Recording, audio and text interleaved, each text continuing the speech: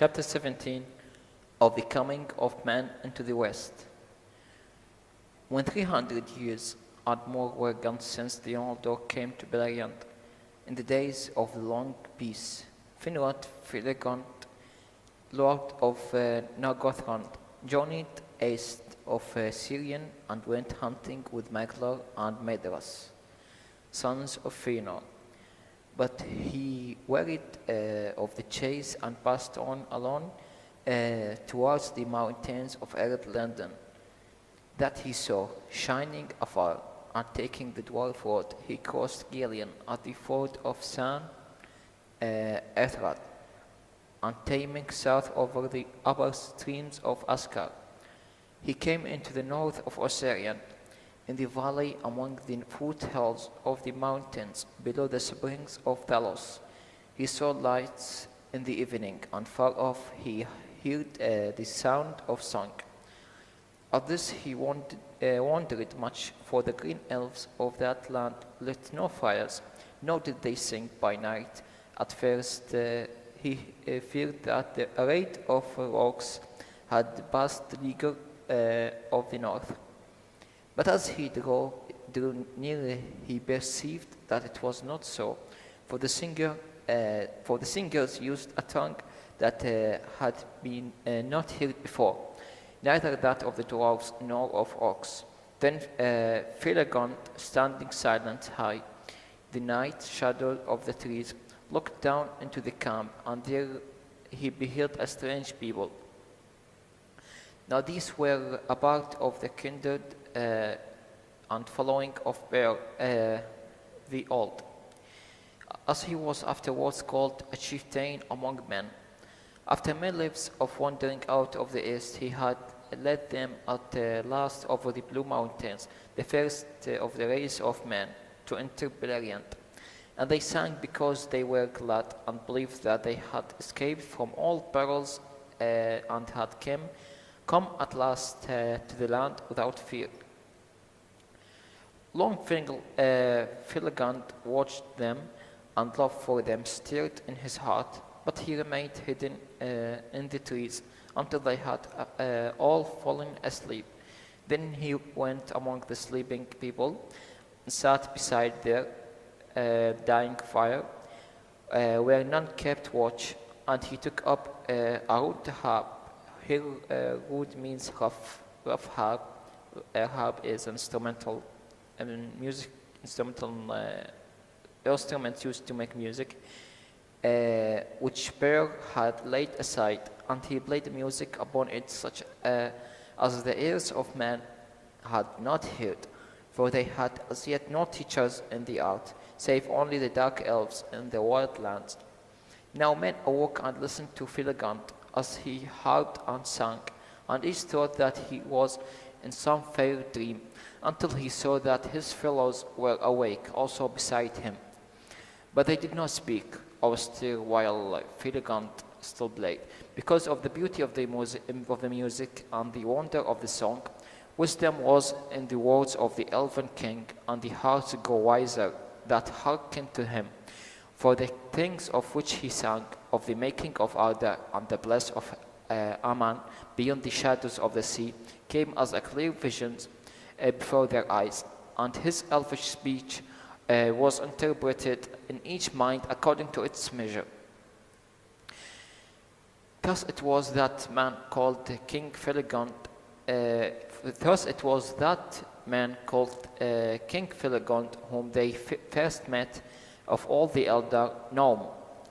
That is wisdom, and the language of that people. And after him they named his folk Nomen, the wise. Indeed, they believed at first that Filegond was one of the Valar, of whom they had heard rumor that they dwelt far in the west.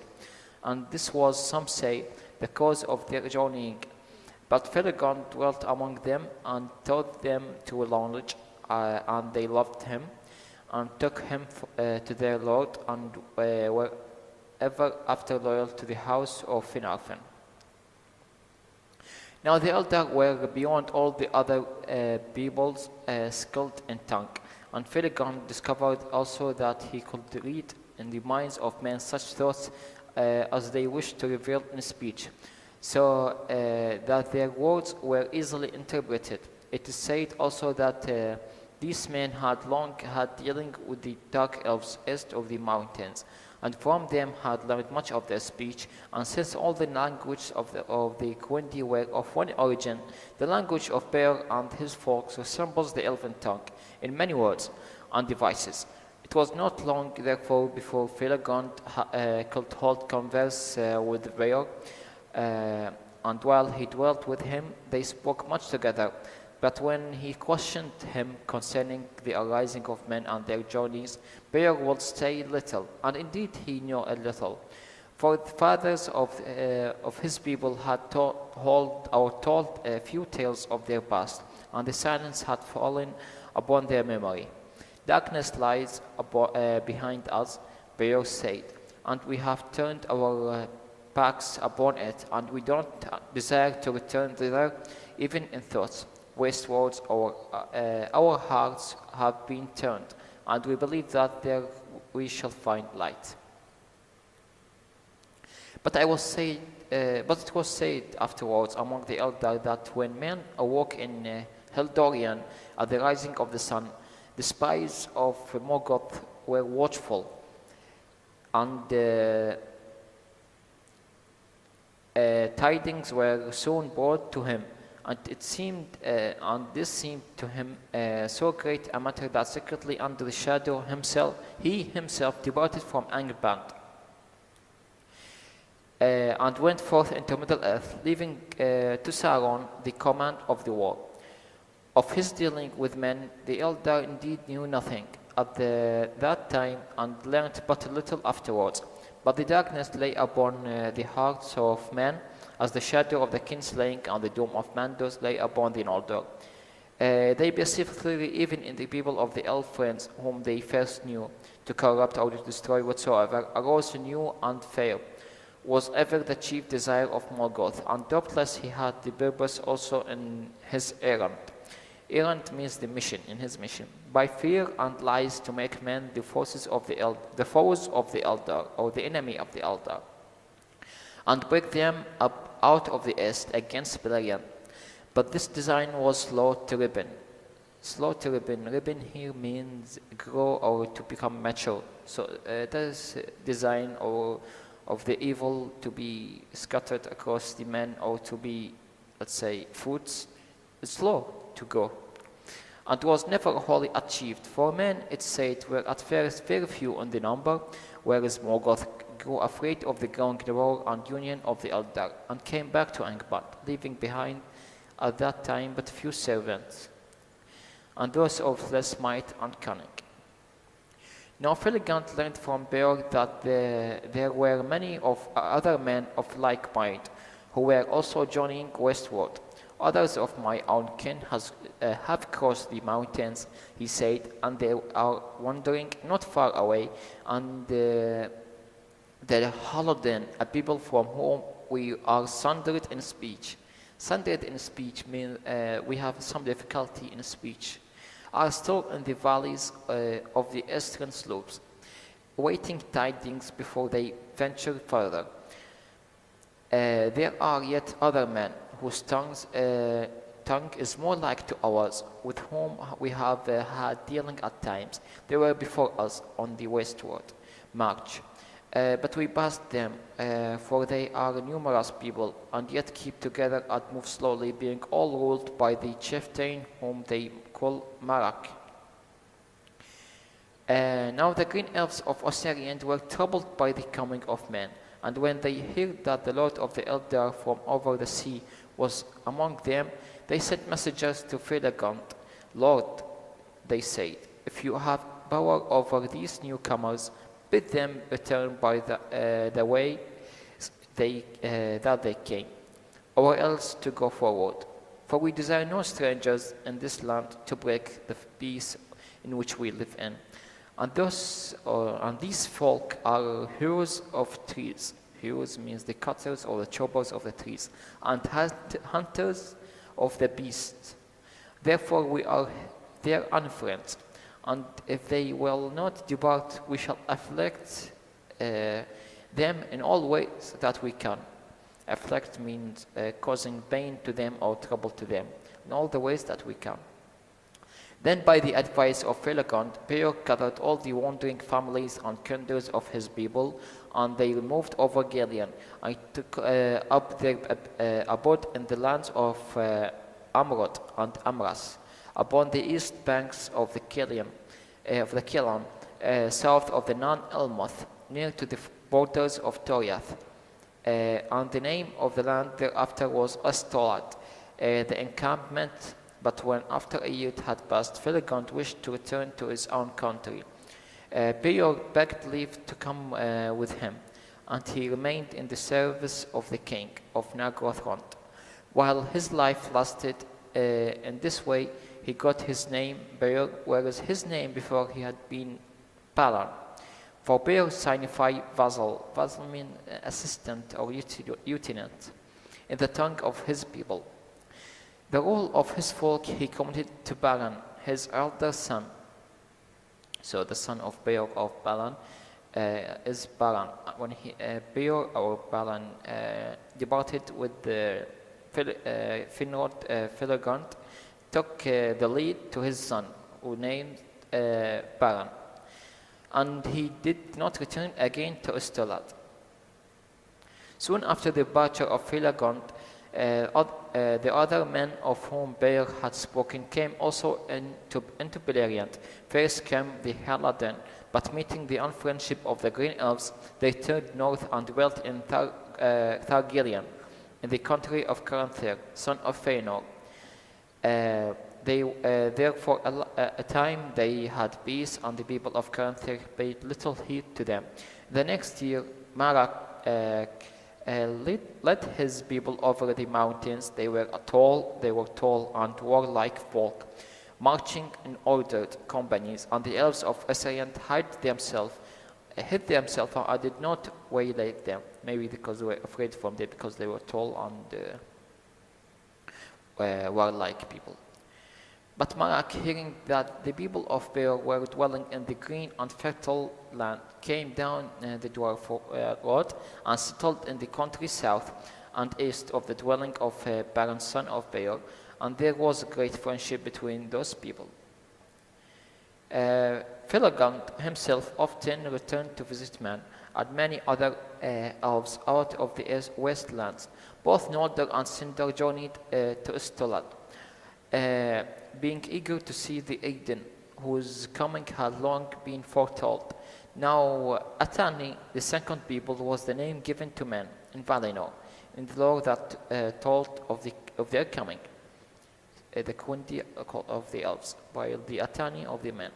But in the speech of Beleriand, that name became Eden, or Eden, and it was there used only of the three kindreds of the elf friends. Fingolfin, as the king of all the Noldor, sent messengers of welcome to them, and then many young and eager men of the Eden went away and took service with the kings and lords of the Eldar. Among them was Marak, son of Marak, and he dwelt in the Hithlum for 14 years, and he learned the Elven tongue and was given the name of Aradan.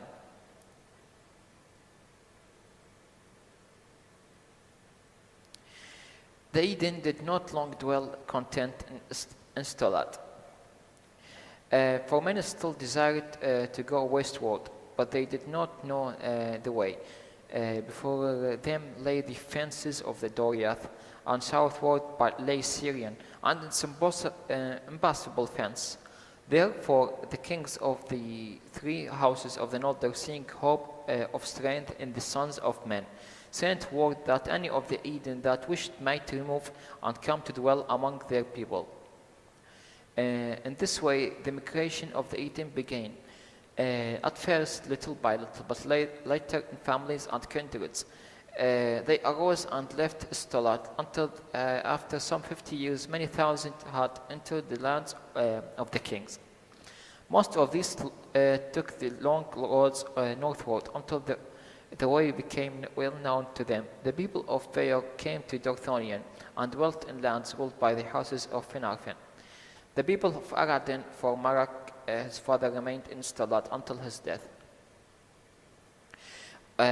For the most part went on westward, and some came to Hithlem. But Maegir, son of Araden, and many of the people passed down to Syria and to Beleriand, and dwelt a while in the vales of the southern slopes of Ered Withran. It is said that in all three these matters, none save Finrod's Felagron took counsel with King Thingol, and he was ill-placed. Ill-placed means not so heavy or not so blessed, both for that reason and because he was troubled by the dreams concerning the coming of man, ere ever the first tidings of them were heard. Therefore he commanded that men should take no lands to dwell in save in the north, except in the north, and that the princes whom they served should be answerable for all that they did.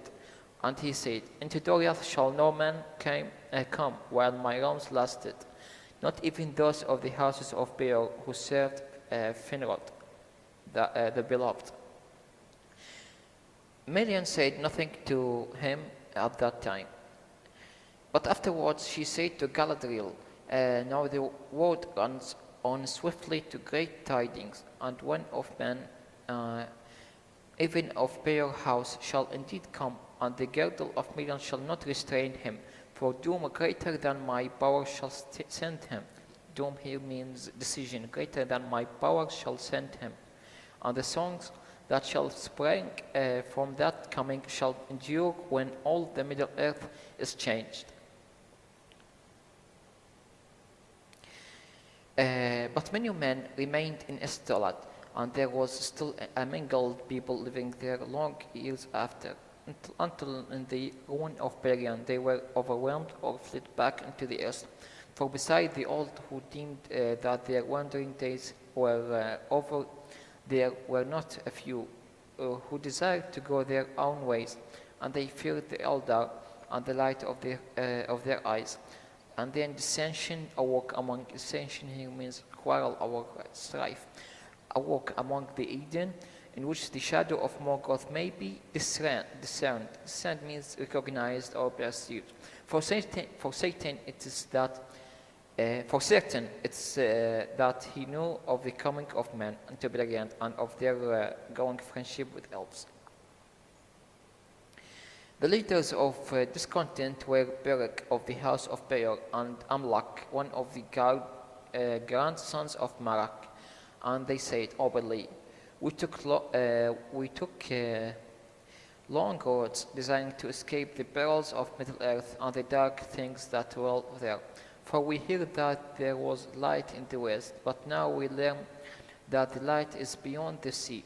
Thither we cannot come there where the gods dwell and bless, save one, for the Lord of the dark is here before us, except for the Lord of the dark is here before us. And the Eldar wise but fell, and wise and fell means say firm or violent, who makes endless war upon him in the north.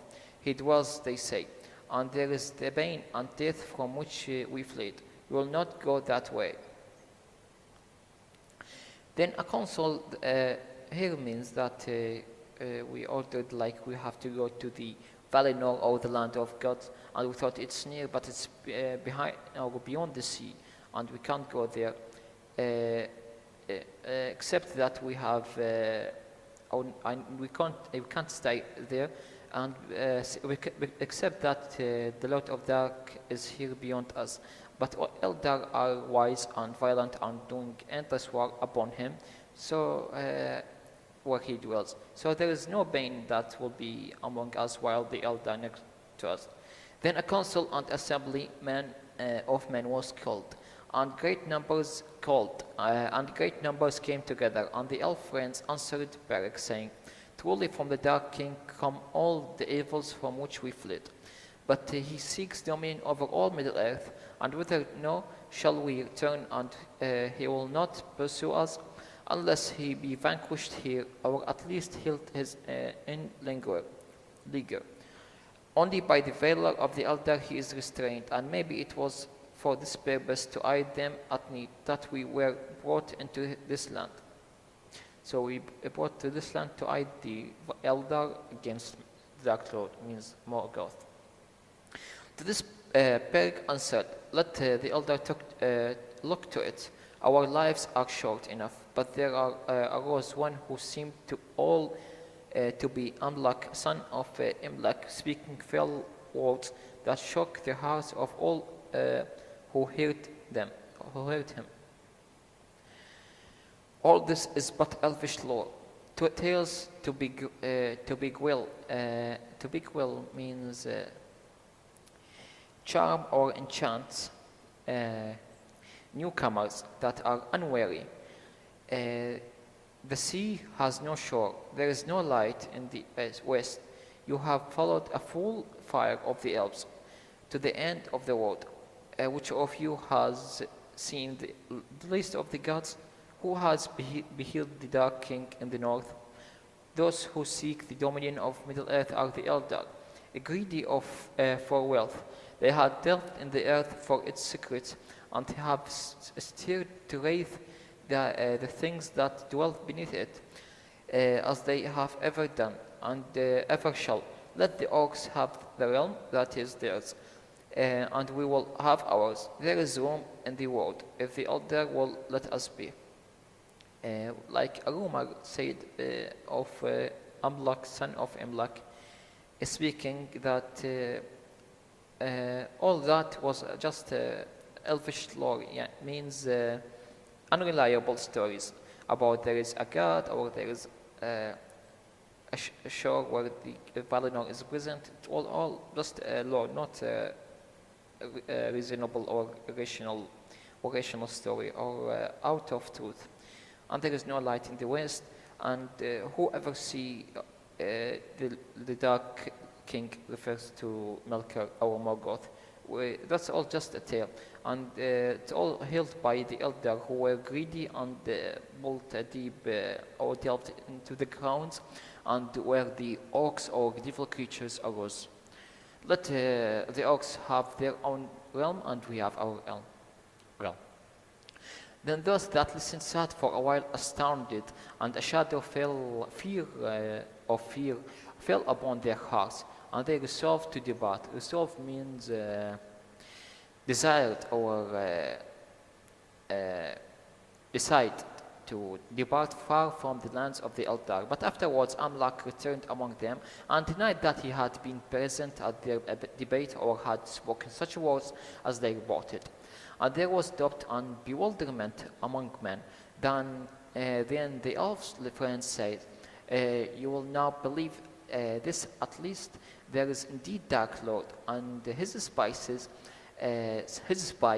and emissaries means messengers, are among us, for he fears us and the strength that we may give to his foes. But some still answered, he hated us rather and ever the more the longer we dwell here, meddling in his quarrel with the kings. Meddling means interfere. So meddling here, interfere in his quarrel with the kings of the Eldar, to no gain of ours.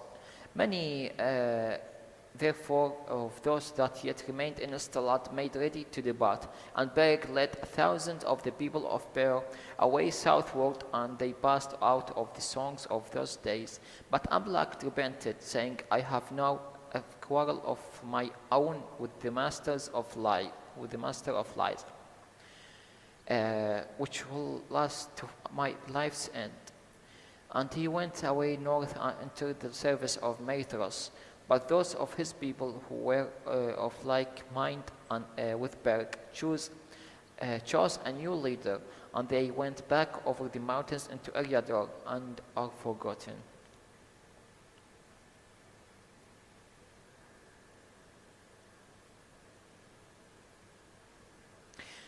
During this time, the Halodin remained in Targillion, and were content. But Morgoth, seeing that by lies and deceits he could not yet wholly estrange elves and men, was filled with wrath or anger, and endeavored means tried to do men with hurt he could.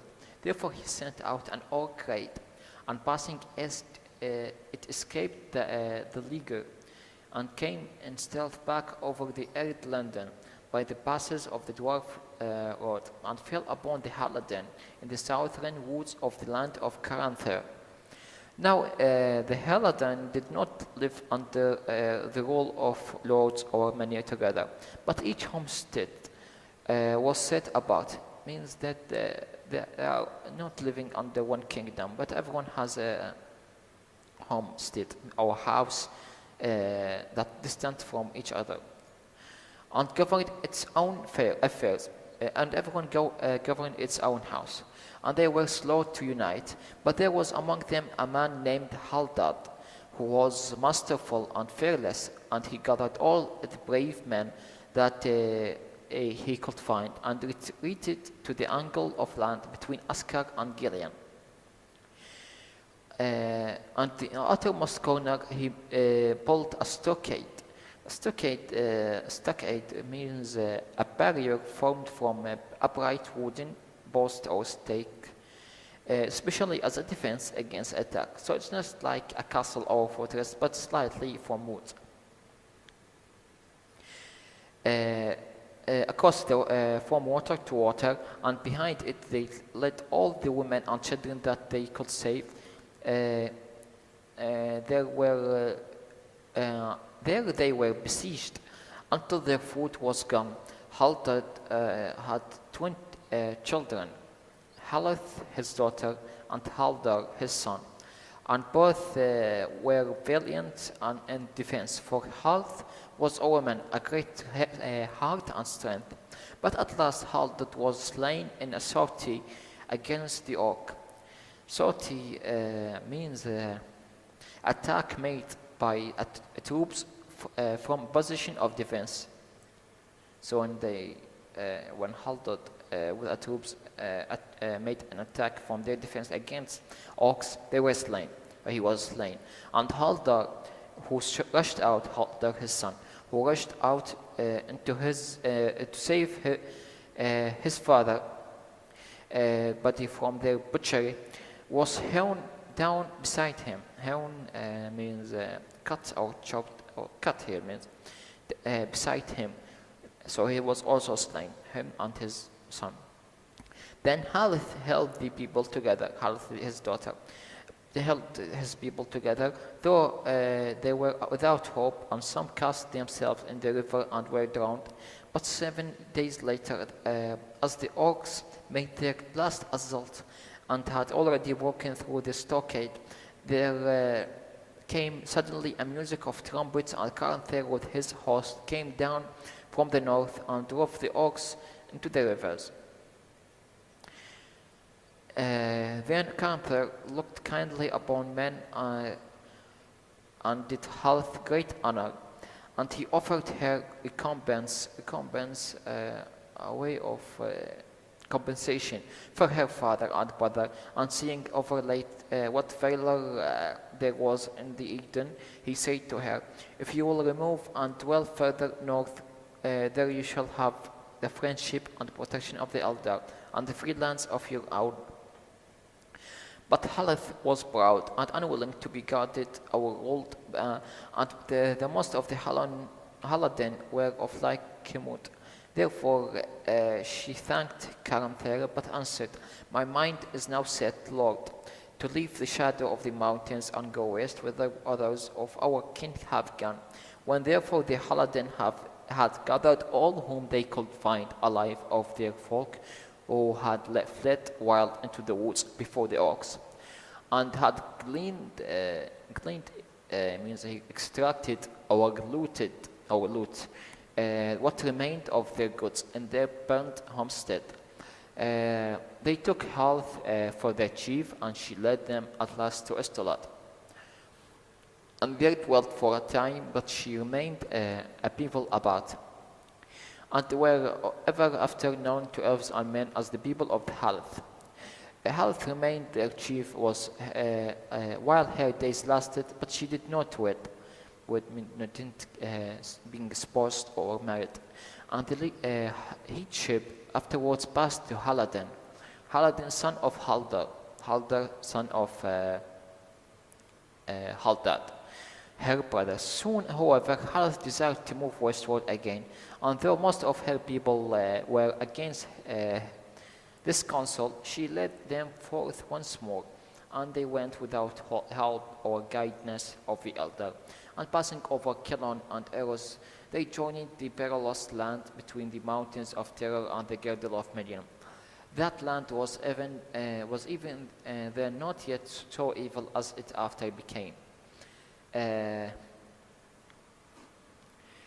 But it was not wrought for mortal man to take without aid, and Haleth only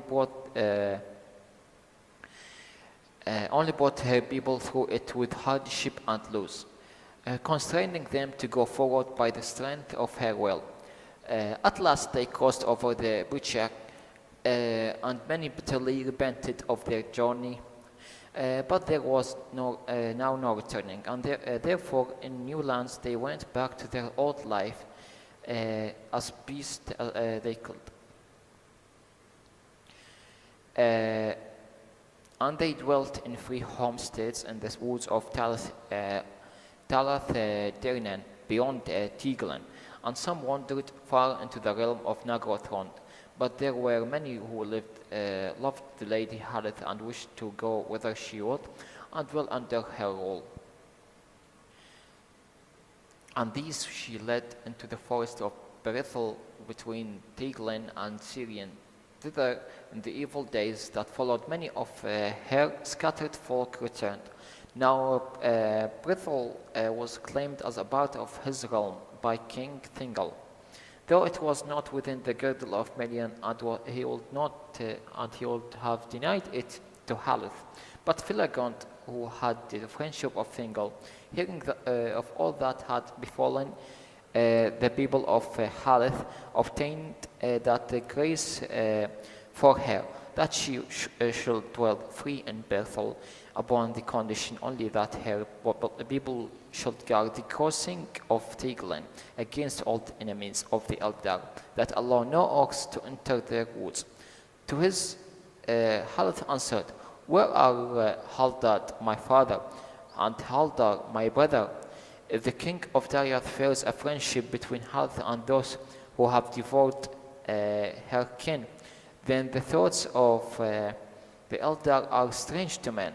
And Haleth dwelt in Bethel until she died, and her people raised a green mound over her in height or in the height of the forest.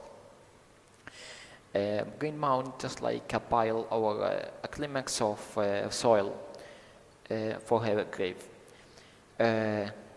Tor Haritha, the Lady Barrow, or Harth en Arwen in the Sindran tongue. In this way it came to pass that Eden dwelt in the lands of the Eldar, some here, some there, some wandered, some settled in kindreds or small peoples, and in the most part of them soon learned the green elf's tongue, both as a common speech among themselves and because many were eager to learn the lore of the elves. But after time the elf kings, seeing that it was not good for elves and men to dwell mingled together without order, and that men needed lords of their own kind, set regions about where men could live their own lives, and appointing chieftains to hold these lands freely. They were the allies of the Eldar in war, but marched under their own leaders. Yet many of the Aiden had delight in the friendship of the elves, and dwelt among them for so long as they had leave. And the young men often took service for a time in the host of the kings. Now Haidar Lorindal, son of Haithel, son of Mager, son of Malak Aradan, into the household hold of Fingolfin in his youth, and he was loved by the king. Fingolfin therefore gave to him the lordship of the Dor-Lomien. And into that land he gathered most of their people of his kin, and became the mightiest of the chieftains of the Eden. In the house only the elven tongue was spoken, but their own speech was not forgotten, and from it came the common tongue of Númenor. But in Dorthonion the lordship of the people of Beor and the country of Ladras was given to Boromir, son of Borgon, who was the grandson of Beor the Old. The sons of Hadar was Galdor and Gondor, and the sons of Galdor were Hurin and Hur. And the son of Hurin was Turin, the Bane of Glaurung. Bane of Glaurung, Glaurung, one of the, let's say, one of the leader of Morgoth. Bane, Bane means the Bane or this death of Glaurung. Maybe he was the one who will deal a death to one servant of Morgoth. I don't know. And the son of Hor was Thor, father of Arundel the Blessed. The son of Boromir was Brigar, whose sons were Brigolas and Barahir. And the sons of Brigolas were Paragond and Belegond. The daughter of Paragond was Morwen. The mother of Thorin and the daughter of Belegond was Rian. The mother of Tur, but the son of Barahir was Beren One Hand, who won the love of Luthien, Thingol's daughter. So Beren One Hand because he will later will lose his hand. Who won the love of Luthien's Luthien, who she is Thingol's daughter. And so there is a love between Beren and Luthien. And returned from the dead. From them came Elwing, the wife of Arundel, and all the kings of Númenor after. All these were caught in the net of the doom of the Noldor, and they did great deeds which the Eldar remember still among the histories of the kings of old. And in those days strength of men was added to the power of the Noldor. And their hope was high. Morgoth was straitly enclosed, for the people of Hadar being hardy to endure cold and long wandering. Feared sought at times to go far into the north and there keep watch upon the movements of the enemy. The men of the three houses throve and multiplied, but the greatest among them was the house of Hadar, Golden Head, bear of elven lords. His people were of a great strength and stature, ready in mind, bold and steadfast, quick to anger and to laughter, mighty among the children of Iluvatar, in the oath of mankind, yellow-haired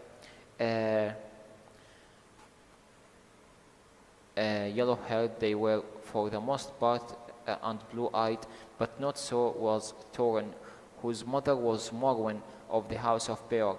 The men of that house were dark or brown of hair, with grey eyes, and of all men they were most like to the Noldor and most loved by them, for they were eager of mind, cunning-handed, swift in understanding, long in memory, and they were moved sooner to pity than to laughter.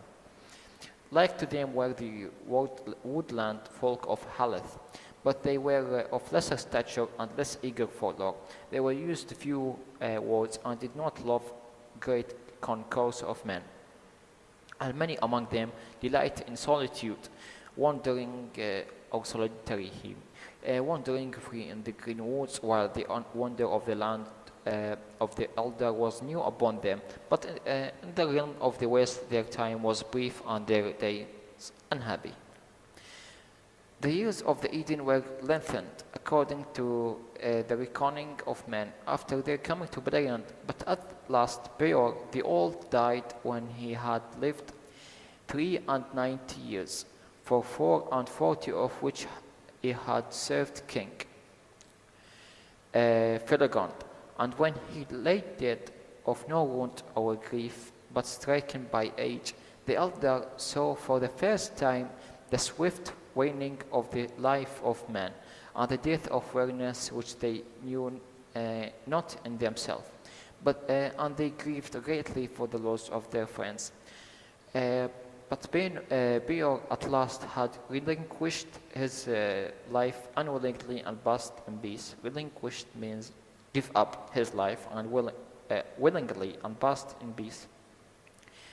And the elder wondered much at the strange fate of man, for in all their lore there was no account of it, and its end was hidden from them.